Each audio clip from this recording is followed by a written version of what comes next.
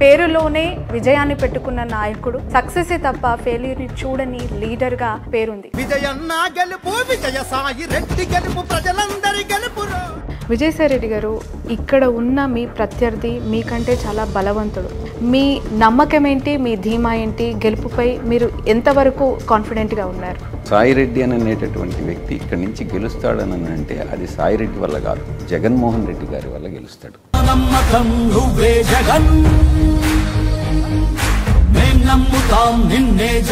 వైజాగ్ అంటే విజయసాయి రెడ్డి గారు, విజయసాయి రెడ్డి గారు అంటే వైజాగ్ అనే విజయసాయి రెడ్డి గారిని ఉన్నఫలంగా వైజాగ్ నుంచి నెల్లూరుకి మార్చడం ఊహించారా అసలు మీరు?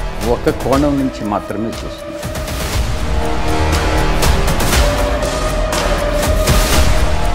గెలుపుపై మీరు ఎంతవరకు కాన్ఫిడెంట్గా ఉన్నారు? ఇప్పటి వరకు కూడా ఖచ్చితంగా ఈ సిటీని డెవలప్ చేయాలి అన్నటువంటి పట్టుదలతో ప్రయత్నం చేసినటువంటి రాజకీయ నాయకులు లేరు. ఈ యొక్క ఓటర్స్ని మాత్రం వాళ్ళు డబ్బు తీసుకుంటారు. ఆ డబ్బు తీసుకున్నంత మాత్రాన నిన్న చిరంజీవి గారు ఒక ప్రకటన చేశారు. ఎన్డీఏ ప్రభుత్వానికి మద్దతు ఇస్తూ పిఠాపురంలో కూడా త్వరలో ఆయన ప్రచారానికి దిగబోతూ ఉన్నారు అని చెప్పి. చిరంజీవి గారు కానీ పవన్ కళ్యాణ్ గారు కానీ నిలకడ లేనటువంటి రాజకీయ నాయకులు. సినిమాల్లో రాణించినటువంటి వ్యక్తులందరూ కూడా రాజకీయాల్లో కూడా రాణిస్తారు అని అంటే సార్, నిన్న చంద్రబాబు నాయుడు చేసిన కమెంట్, బచ్చా రాజకీయాలు నా ముందు పనికిరావు అని చెప్పి. 40 సంవత్సరాల ఇండస్ట్రీ అని చెప్తాడు. లేనటువంటి దుర్గుణం ఆయనలో లేదు. ప్రతి దుర్గుణం కూడా చంద్రబాబు నాయుడులోనే. జస్ట్ ఒక చిన్న గులకరాయి పడితేనే హత్యా ప్రయత్నం జరిగింది అని అనటం, అసలు ఇంతకంటే నీచమైన రాజకీయాలు ఏమైనా ఉంటాయా అని చెప్పి మాట్లాడుతూ ఉన్నారు లోకేష్. చంద్రబాబు నాయుడు డెఫినెట్గా ఆ కేసులో ఇరుక్కుంటాడు. దాంట్లో చంద్రబాబు నాయుడు తప్పకుండా జైలుకు పోతాడు.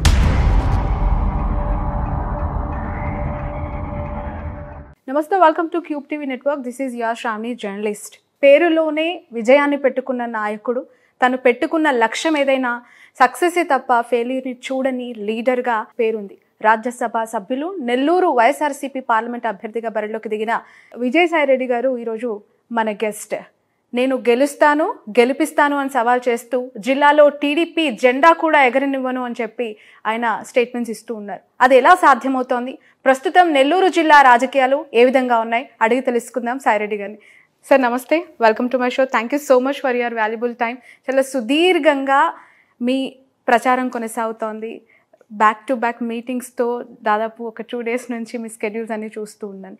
తెర వెనక దాదాపు 2019 నుంచి లోటస్ పాండ్లో వైఎస్ఆర్సీపీ ఇష్యూస్ అన్నీ చూస్తున్నప్పటి నుంచి కూడా మిమ్మల్ని దగ్గర నుంచి చూసిన అనుభవం మాకుంది. కాబట్టి తెర వెనక అనేక ఇష్యూస్ని 20 గంటలు 18 గంటల పాటు కూడా కష్టపడి ట్యాకిల్ చేసిన మీరు ప్రత్యక్షంగా ఇప్పుడు పార్లమెంటు బరిలో దిగారు, ప్రత్యక్ష రాజకీయాల్లోకి దిగారు. ఏ విధంగా ఉన్నాయి గ్రౌండ్ పాలిటిక్స్, ఇక్కడ నెల్లూరు జిల్లా పొలిటికల్ ఇష్యూస్?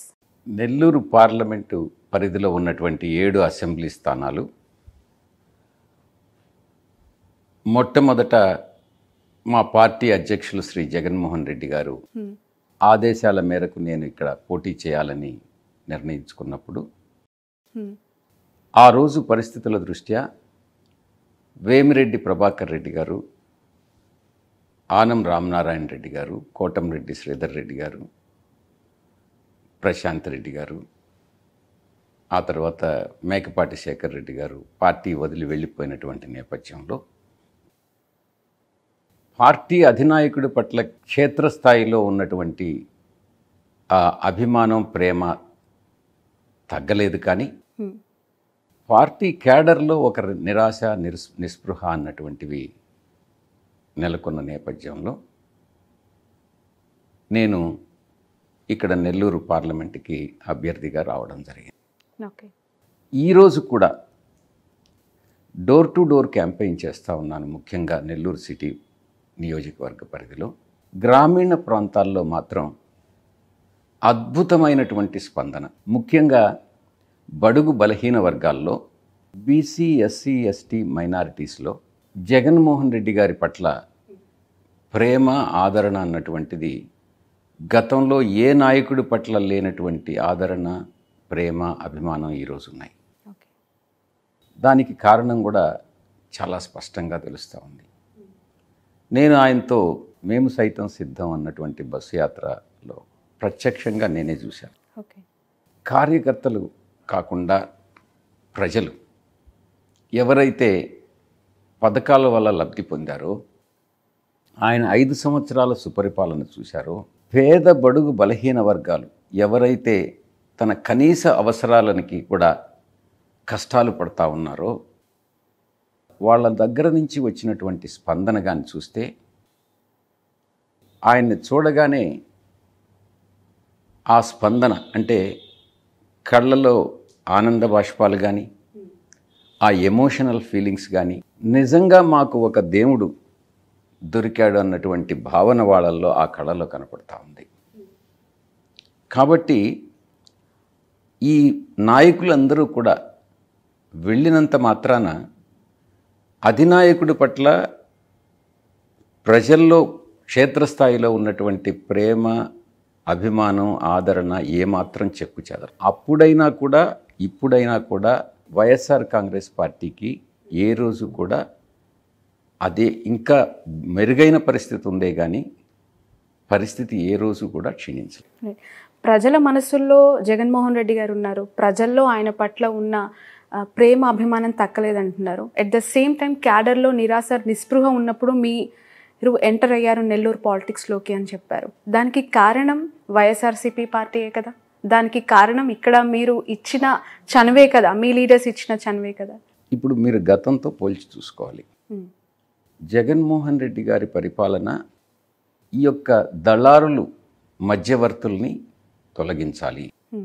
ప్రజలకి ఏదైతే బెనిఫిట్ ఉందో, మీరు ఒక్కసారి రాజీవ్ గాంధీ ఇచ్చినటువంటి స్టేట్మెంట్ను ఒక్కసారి చూడండి. దేశంలో ఆయన పరిపాలించేటప్పుడు ప్రధానమంత్రిగా దేశంలో ఖర్చు పెట్టేటటువంటి ప్రతి రూపాయిలో 5 పైసలు మాత్రమే కిందకి ఎఫెక్టివ్గా చేరుతుంది. మిగతా 95 పైసలు కూడా దళారులు, మధ్యవర్తులు, కమిషన్స్, వీటిలో కరప్షన్, అవినీతిలో పోతున్నాయి అన్నటువంటి విషయం. ఆ సమస్యను పరిష్కరించగలిగింది ఒక్క జగన్మోహన్ రెడ్డి గారు మాత్రమే. అందుకే దళారీ వ్యవస్థను సమూలంగా నిర్మూలించి ప్రజలకు నేరుగా డైరెక్ట్ బెనిఫిట్ ట్రాన్స్ఫర్ కింద స్కీమ్ కింద, అంటే నగదు బదిలీ స్కీమ్ కింద కానీ, నాన్ డీబీటీ కానీ ప్రజలకు లబ్ధి చేకూర్చాలి అన్నటువంటి ఒకే ఒక విజన్తో ఆయన ఈ యొక్క వాలంటరీ వ్యవస్థ, గ్రామ సచివాలయం వ్యవస్థ, ఇవన్నీ వ్యవస్థలన్నింటినీ కూడా ఆచరణ సాధ్యం చేసినటువంటి నాయకుడు, గొప్ప నాయకుడు.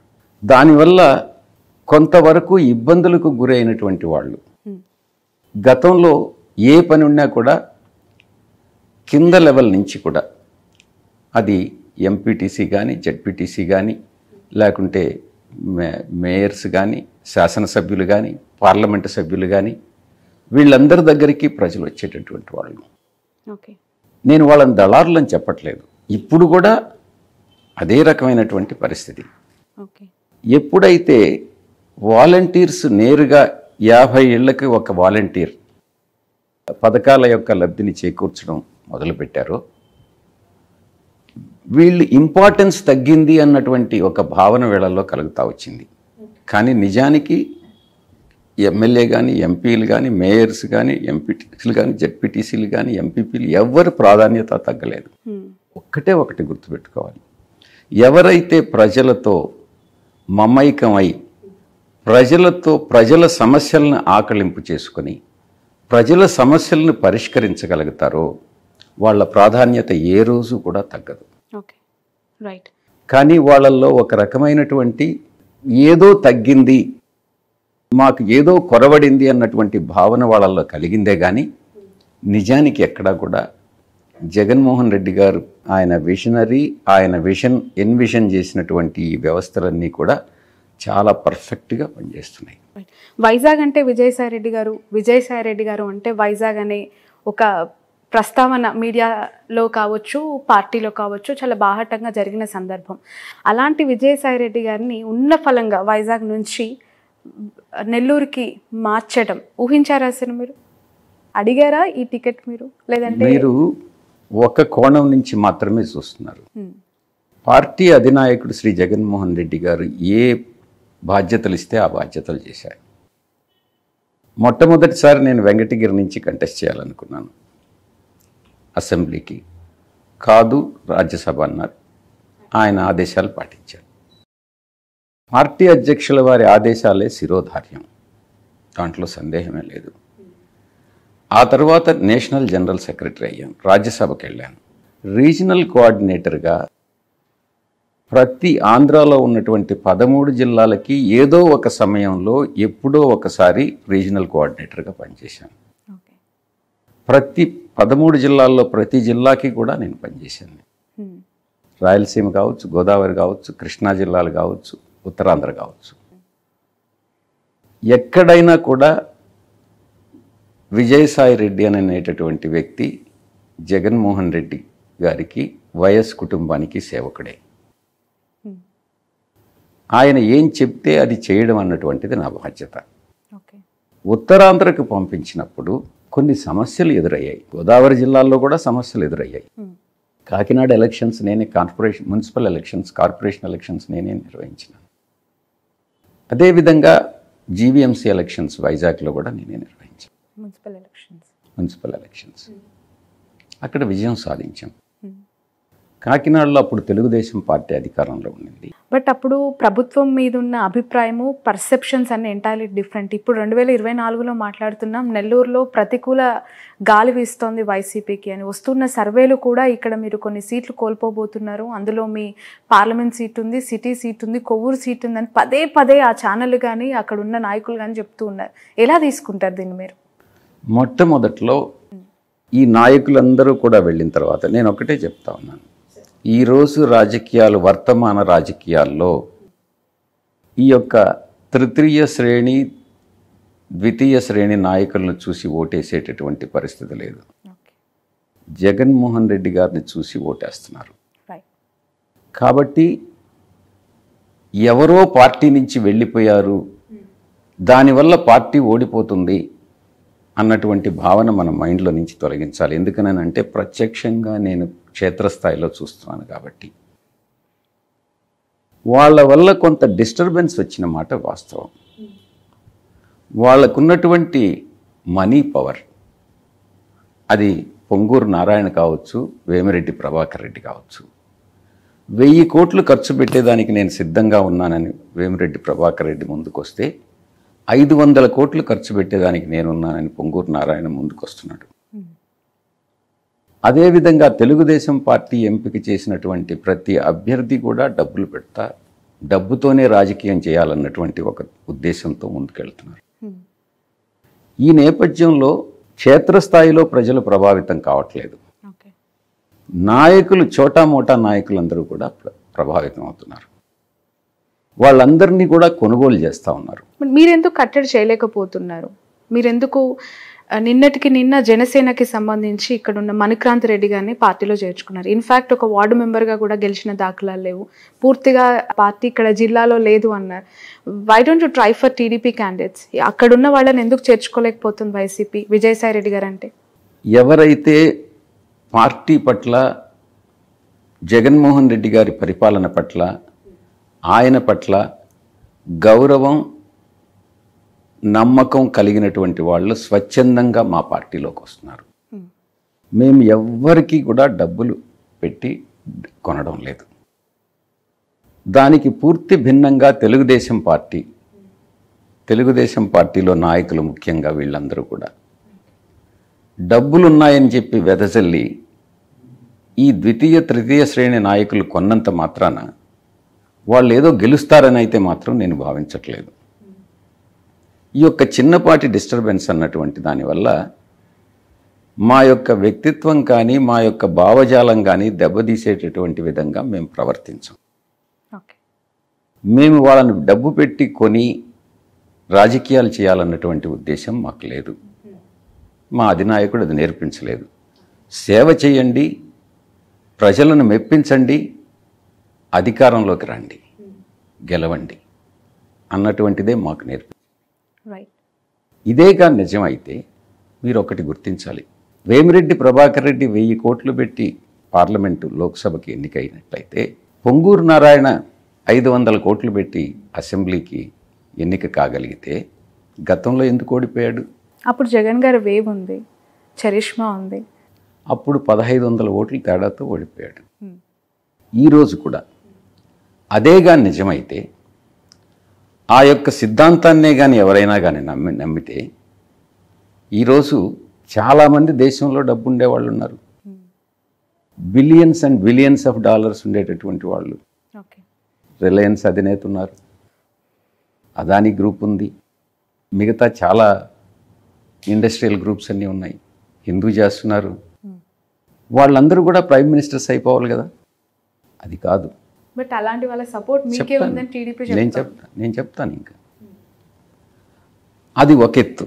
అంటే డబ్బుతోనే మనం రాజకీయం చేయగలం, డబ్బుతోనే మనం టాప్ పోస్టులకు వెళ్ళిపోగలం అన్నటువంటి ప్రిన్సిపల్ తప్పు. ఎవరైతే నిజంగా ప్రజలకు సేవ చేయగలరో, నాయకత్వ లక్షణాలు ఉన్నాయో, ప్రజల అభిమానం చూడగలరో వాళ్ళు మాత్రమే నాయకులు అవుతారు, వాళ్ళు మాత్రమే పరిపాలించగలుగుతారు.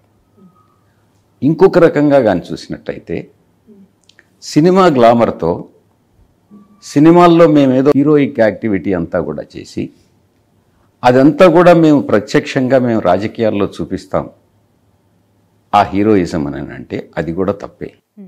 అలాగైతే అమితాబ్ బచ్చన్ ప్రైమ్ మినిస్టర్ అయిపోయి ఉండాలి, లేకుంటే షారూక్ ఖాన్ ప్రైమ్ మినిస్టర్ అయిపోయి ఉండాలి. అలా జరగదు ఎప్పుడు కూడా. ఎవరు ఏ రంగంలో రాణిస్తారో ఆ రంగంలోనే రాణిస్తారు. రాజకీయాలు అన్నటువంటివి ఒక ప్రత్యేకమైనటువంటివి.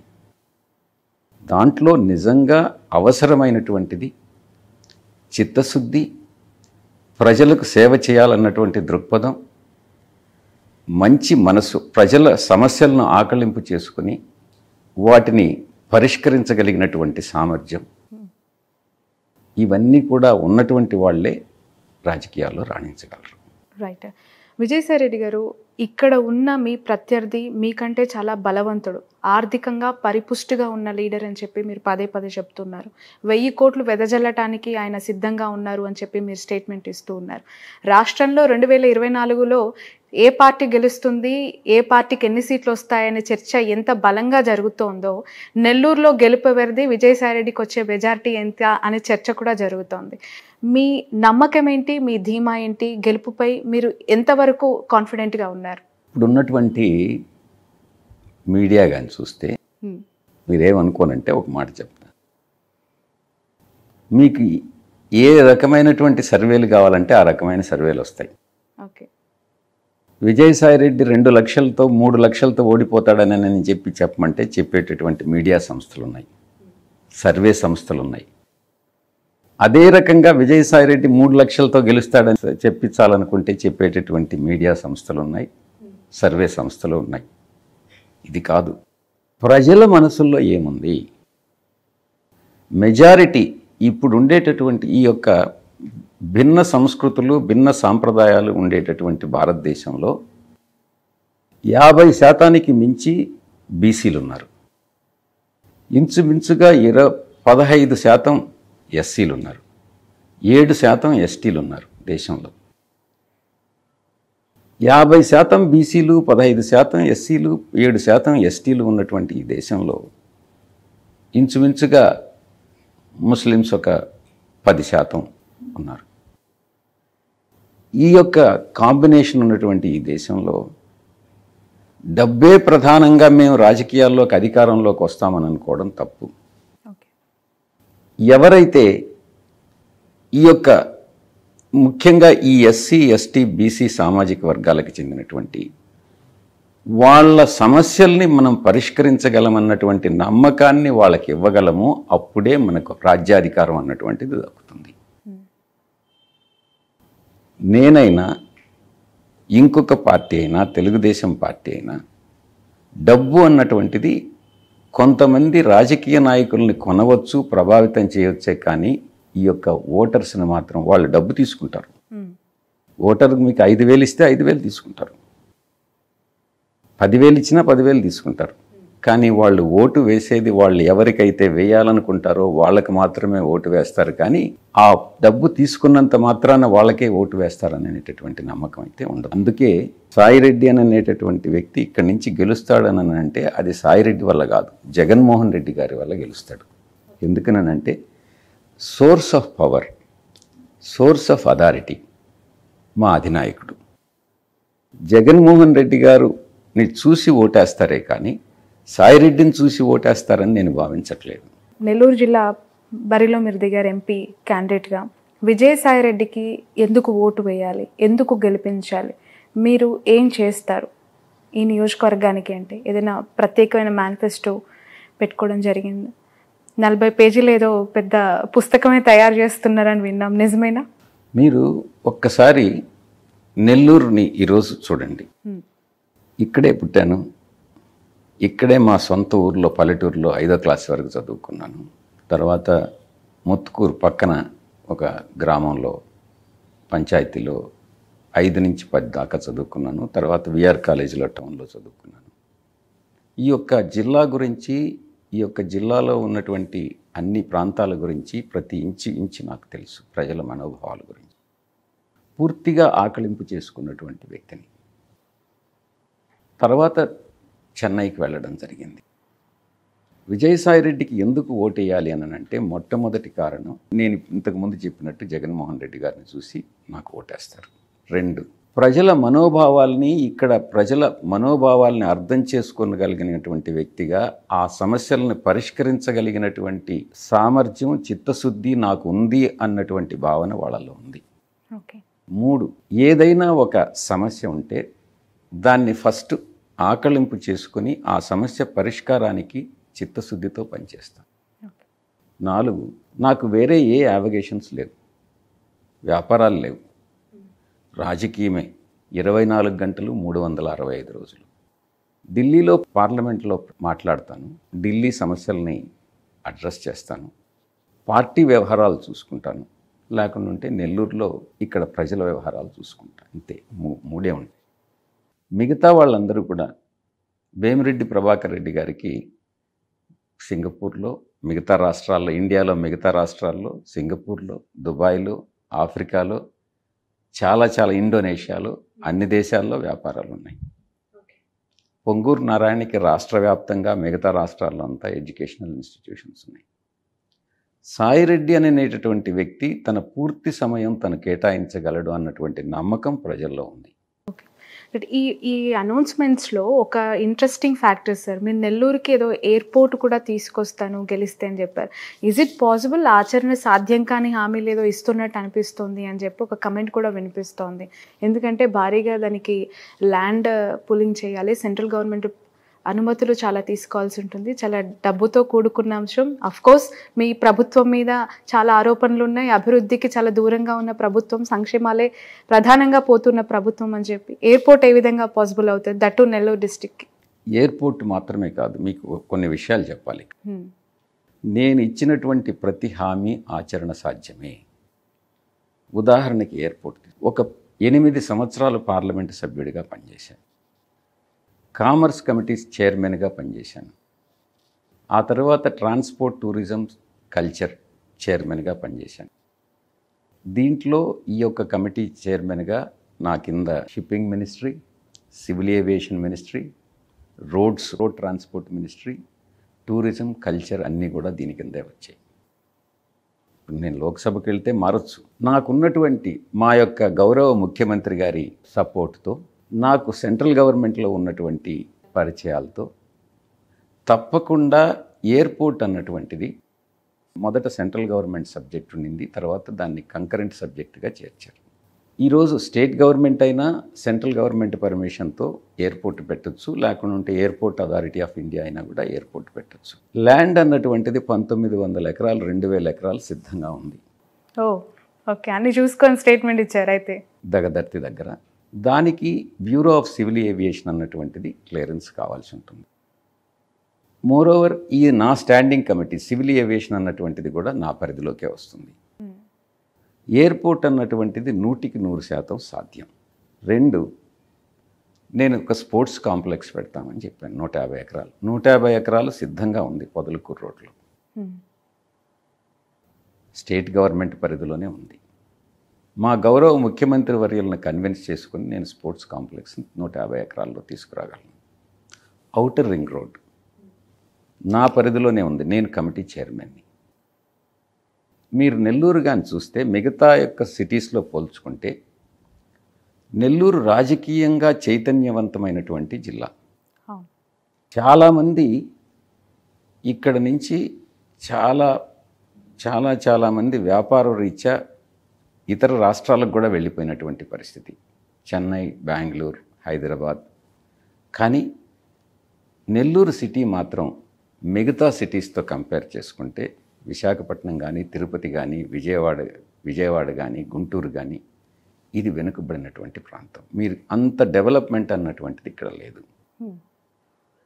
దానికి ఇప్పటి వరకు కూడా ఖచ్చితంగా ఈ సిటీని డెవలప్ చేయాలి అన్నటువంటి పట్టుదలతో ప్రయత్నం చేసినటువంటి రాజకీయ నాయకులు లేరు. ఎందుకనంటే వీళ్ళందరూ కూడా మిగతా రాష్ట్రాలకు కానీ మిగతా దగ్గరికి వెళ్ళి చేసుకుంటున్నారు. కాబట్టి తప్పకుండా 100% ఏదైతే మేనిఫెస్టోలో హామీ ఇచ్చామో అవన్నీ కూడా ఔటర్ రింగ్ రోడ్ కానీ, స్పోర్ట్స్ కాంప్లెక్స్ కానీ, సాఫ్ట్వేర్ టెక్నాలజీ పార్క్ కానీ పెన్నా నదికి ఒడ్డున, టూరిజం డెవలప్మెంట్ కానీ, ఎయిర్పోర్ట్ కానీ ఇవన్నీ కూడా తప్పకుండా మేము సాధించగలం.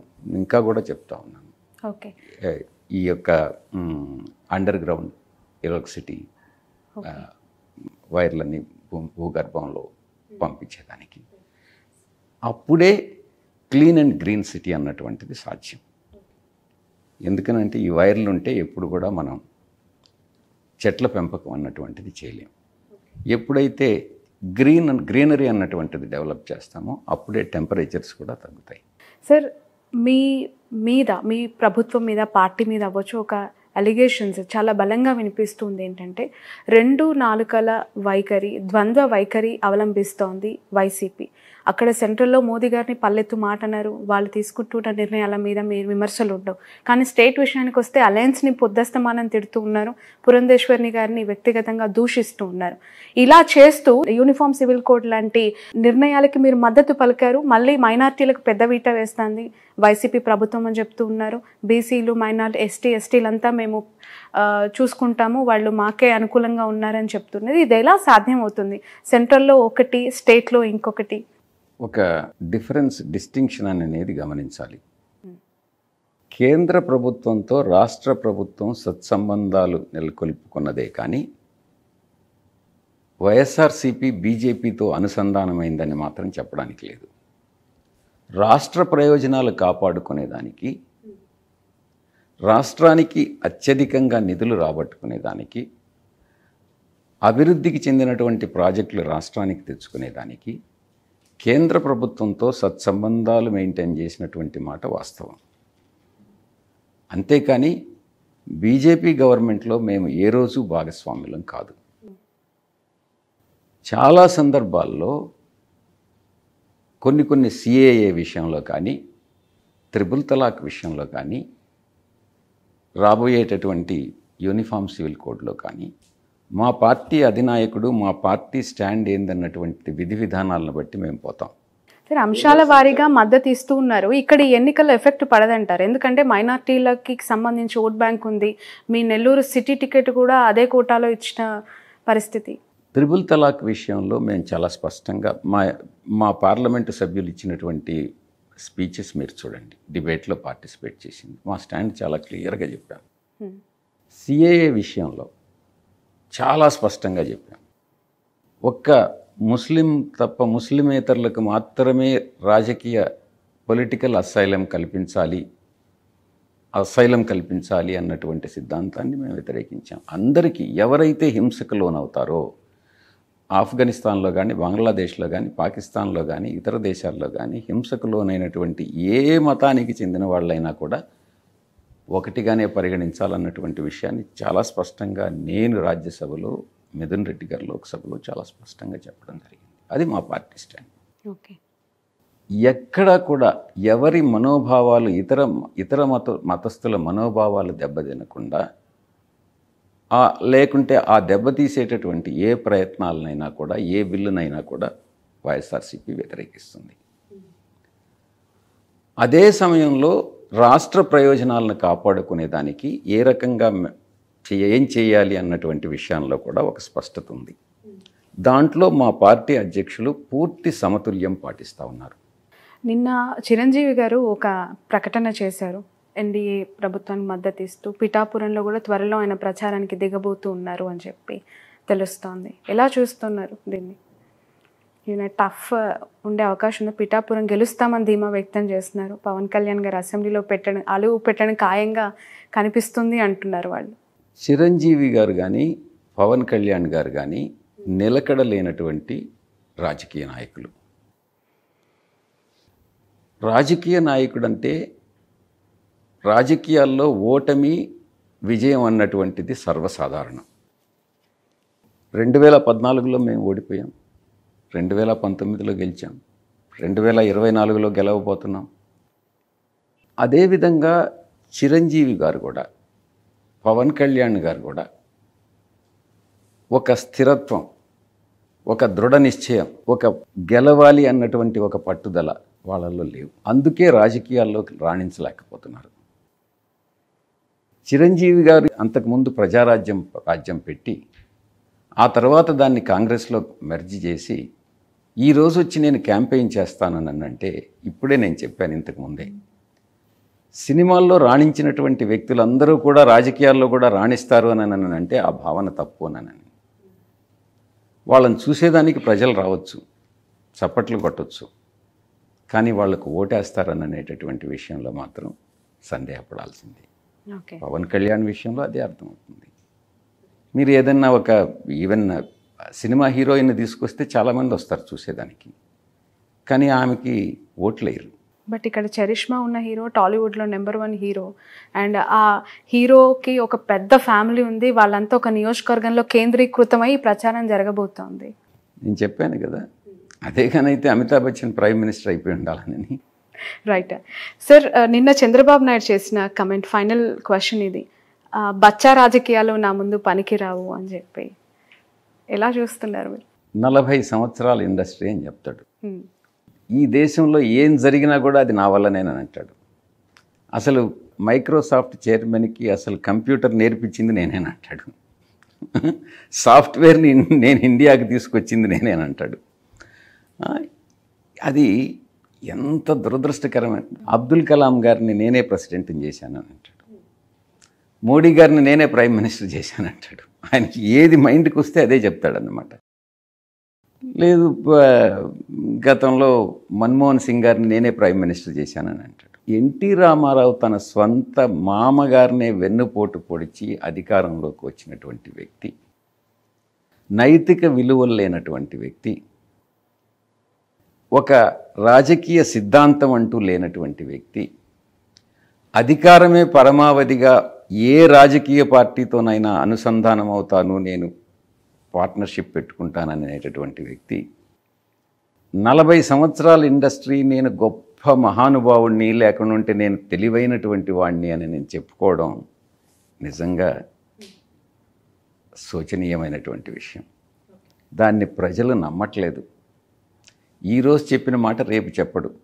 చెప్పిన అబద్ధం చెప్పకుండా ఇంకొక అబద్ధం చెప్పగలిగినటువంటి వ్యక్తి చంద్రబాబు నాయుడు. బహుశా అబద్ధాలు చెప్పడంలో అతనికి ఎక్స్పర్ట్ అనుకుంటా, మిగతా ఏ విషయంలో కాదు. ప్రతి ఒక్క దురలవాటు, వెన్నుపోటు పడిచే తత్వం, కులతత్వం, కులపిచ్చి, లేనటువంటి దుర్గుణం ఆయనలో లేదు. ప్రతి దుర్గుణం కూడా చంద్రబాబు నాయుడులోనే ఉంది.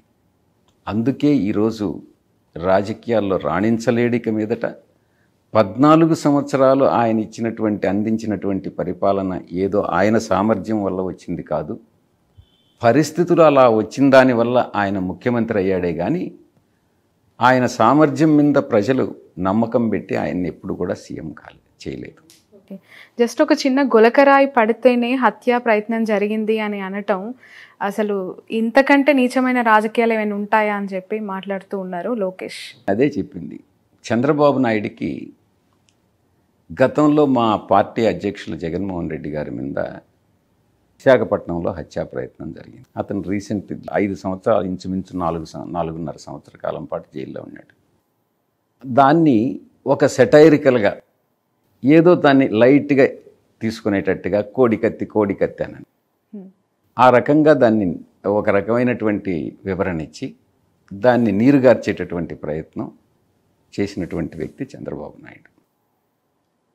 2 రీసెంట్గా జరిగినటువంటి మీరు చెప్పేటటువంటి గులకరాయి, అది ఇక్కడ తగిలింది కాబట్టి కన్ను పైన, అదే గులకరాయి కణత మీద తగిలిన్నా, కన్ను పైన తగిలిన్నా ప్రాణాపాయం అన్నటువంటిది మీరు అర్థం చేసుకోండి. ప్రాణాలకే ముప్పు వచ్చి ఉండేటటువంటిది. గురు చూసి కొట్టినటువంటి వ్యక్తి ఆ వ్యక్తి యొక్క దురుద్దేశంతోనే రాయేసి ఉంటాడు. రాయి పూలేశారు అని అంటే ఒక అర్థం ఉంది, రాయితో కొట్టాడు అని అంటే దురుద్దేశంతోనే కొడతాడు. ఆ దురుద్దేశం ఏమై ఉంటుంది? డెఫినెట్గా ఆ మనిషిని ఎలిమినేట్ చేయాలనే ఉంటుంది. దాంట్లో మళ్ళీ సెటైరికల్గా గులకరాయి అని అన్నటువంటి, గులకరాయితో కాకుండా ఒక పెద్ద బండరాయిని వేయగలరా? చంద్రబాబు నాయుడు తెలివి తక్కువతనం. ఎయిర్ గన్ అయి ఉండొచ్చు, లేకుంటే క్యాట్ బాల్ అయి ఉండొచ్చు. దాంతో కొట్టాడు అని అంటే అది డెఫినెట్గా హత్యా ప్రయత్నమే. దాంట్లో ఎటువంటి సందేహం లేదు. చంద్రబాబు నాయుడు పాత్ర ఉంది. అది చేసింది చంద్రబాబు నాయుడు మనుషులే. చంద్రబాబు నాయుడు డెఫినెట్గా ఆ కేసులో ఇరుక్కుంటాడు. చంద్రబాబు నాయుడుకి ఆ కుట్రలన్నీ బహిర్గతం అవుతాయి. దాంట్లో చంద్రబాబు నాయుడు తప్పకుండా జైలుకు పోతాడు. రైట్ సార్, 2024కి సంబంధించి ఫైనల్గా మీరు ఎంత విక్టరీ అంటే ఫిగర్ ఎక్స్పెక్ట్ చేస్తూ ఉన్నారు రాష్ట్రంలో వైసీపీ అధికారంలోకి రావటానికి? ఎందుకంటే మీరు సర్వేల మీద నమ్మకం లేదన్నారు, ఎలా అనుకుంటే అలా సర్వేలు వస్తాయని చెప్తూ ఉన్నారు. మీరు ఎక్స్పెక్ట్ చేస్తున్న ఫిగర్ ఎంత? నేను సర్వేల మీద నమ్మకం లేదని చెప్పలేదు. ఈ సర్వేలన్నీ కూడా, చాలా సర్వేలు మార్కెట్లోకి వచ్చేవన్నీ కూడా పెయిడ్ సర్వేల కింద ఉన్నాయని చెప్పాను. బట్ మెజారిటీ ఆఫ్ ద సర్వేలు వైసీపీకి టీడీపీకి అలయన్స్కి పెద్దగా ఓట్ షేర్ డిఫరెన్స్ లేదు, 1 to 3% of vote share difference ఉంది అని చెప్తూ ఉన్నాయి. అది నమ్ముతారా? ప్రత్యక్షంగా ఈరోజు రాజకీయాలు చూస్తున్నటువంటి వాడిని, డోర్ టు డోర్ క్యాంపెయిన్ చేస్తున్నటువంటి వాడిని, ప్రజల మనోభావాల్ని అర్థం చేసుకోగలిగినటువంటి పరిస్థితులు ఈరోజు ఉన్నాయి. ఆ మనోభావాల్ని, వాళ్ళ ఎమోషనల్ ఫీలింగ్స్ని నాకు చూసినప్పుడు నాకున్నటువంటి ఫీలింగ్ ఏంటంటే 100కి 100% ఆ నాయకుడి పట్ల ఉన్నటువంటి ప్రేమ, ఆదరణ, స్పందన కానీ చూస్తే మా యొక్క లక్ష్యం 175కు 175 అతిశయోక్తి కాదు అన్నటువంటిది నేను బలంగా నమ్ముతా ఉన్నా. బహుశా అది ఒక వేవ్ లాగా, గతంలో 2019లో ఏ రకంగా వేవ్ వచ్చిందో అదే రకమైనటువంటి వేవ్ ఈరోజు ఉంది. అండర్ కరెంట్ ఆ రకంగా ఉంది అన్నటువంటి విషయాన్ని నేను బలంగా నమ్ముతా ఉన్నా. బహుశా అపోజిషన్ ప్రతిపక్షాలు ఇది అతిశయోక్తి అని చెప్పొచ్చు, వాళ్ళు అధికారంలోకి వస్తున్నామని చెప్పుకోవచ్చు. కానీ ముఖ్యంగా బడుగు బలహీన వర్గాల్లో, పేదల్లో, మీరు ఒక్కసారి పేదరికం అంటే మీరు చూడాలి. అటు శ్రీకాకుళం, విజయనగరం సైడ్ ఈరోజు కూడా, ఇప్పటికీ కూడా, గత 5 సంవత్సరాల క్రిందటి వరకు కూడా శరీరం మీద ఆచ్ఛాదన కూడా లేనటువంటి కొన్ని కుటుంబాలు రిమోట్ ప్లేస్లో ఉంటాయి. వాళ్ళకి నెల అవ్వాతాతలకి, వాళ్ళకి బయట కదలలేనటువంటి వాళ్ళకి, ఎవరైతే వివిధ అనారోగ్య కారణాల వల్ల బయట రాలేనటువంటి వాళ్ళకి నెల పెన్షన్ అన్నటువంటిది వాళ్ళ ఇంటికి చేరుతుంటే వాళ్ళకి ఒక హోప్, మాకు దేవుడే జగన్ గారి రూపంలో వచ్చి మాకు సహాయం చేస్తున్నాడు అన్నటువంటి ఒక భావన. అది చూస్తుంటే 175కు 175 అతిశయోక్తి కాదు. రైట్, రాష్ట్ర వ్యాప్తంగా బీసీలకు పెద్దపీట వేస్తున్నాం, బీసీ పార్టీ అని చెప్పి క్లెయిమ్ చేసుకుంటున్నారు కదా సార్. ఒక సింపుల్ స్ట్రైట్ క్వశ్చన్, ఇక్కడున్న బీసీ లీడర్ అనిల్ని నర్సరావుపేటకు ట్రాన్స్ఫర్ చేశారు, రెడ్డి కమ్యూనిటీ కోటాలో మీరు ఇక్కడ ఎంపీగా బరిలోకి దిగుతూ ఉన్నారు. ఎలా చూడాలి ఈ క్వశ్చన్? ఇప్పుడు అనిల్ కుమార్ యాదవ్ని పల్నాడుకి లోక్సభకి పంపించాలని ఆయనకి ఢిల్లీలో ప్రాధాన్యత ఇవ్వాలని అధినాయకుడు నిర్ణయించారు. నేను ఇక్కడికి రావడం అన్నటువంటిది ఎవరి ప్లేస్లో వస్తున్నాను నేను చెప్పండి? వేమిరెడ్డి గారు లేదు, ఆదాల ప్రభాకర్ రెడ్డి గారి ప్లేస్. సారీ, యా, ఆయనని ఇటు ట్రాన్స్ఫర్ చేసి, యా ఎగ్జాక్ట్. ఆదాల ప్రభాకర్ రెడ్డి గారు రూరల్కి వస్తున్నారు, ఎందుకంటే కోటంరెడ్డి శ్రీధర్ రెడ్డి వెళ్ళిపోయాడు కాబట్టి. నెల్లూరు సిటీ ఎవరికి ఇచ్చారు? ఖలీల్ గారికి. ఖలీల్ ఏ సామాజిక వర్గానికి చెందినటువంటి వాళ్ళు? Minority, of course. Minority, that to BC. బీసీని తీసి బీసీకి ఇచ్చామే కానీ అనిల్ కుమార్ యాదవ్ని అంటే పంపించి ఈ జిల్లాకి సంబంధించి 2 సార్లు ఎమ్మెల్యేగా గెలిచిన వ్యక్తి. ఇద్దరు కూడా ఈ జిల్లాకు సంబంధించినటువంటి వాళ్ళే. నెల్లూరులో అనిల్ కుమార్ యాదవ్ని తీసేసి ప్రశాంత్ రెడ్డికి ఇవ్వలేదే. మీరు అన్నది ప్రశాంత్ రెడ్డికి ఇచ్చుంటే అది కరెక్టే. ఒక సాధారణమైనటువంటి వ్యక్తికి, పేదవాడికి, మైనారిటీకి చెందినటువంటి వ్యక్తికి, మైనారిటీల్లో బీసీకి చెందిన వాటికి మేము సీట్ ఇచ్చాం. దాంట్లో ఏ రకమైనటువంటి పొరపాటు లేదు. చాలా కరెక్ట్ నిర్ణయం తీసుకున్నారు ముఖ్యమంత్రి గారు. Right. So wish you all the best, wish you all the success sir. Nellore బరిలో నిల్చున్న మీరు విజయం సాధించాలని మనస్ఫూర్తిగా కోరుకుంటూ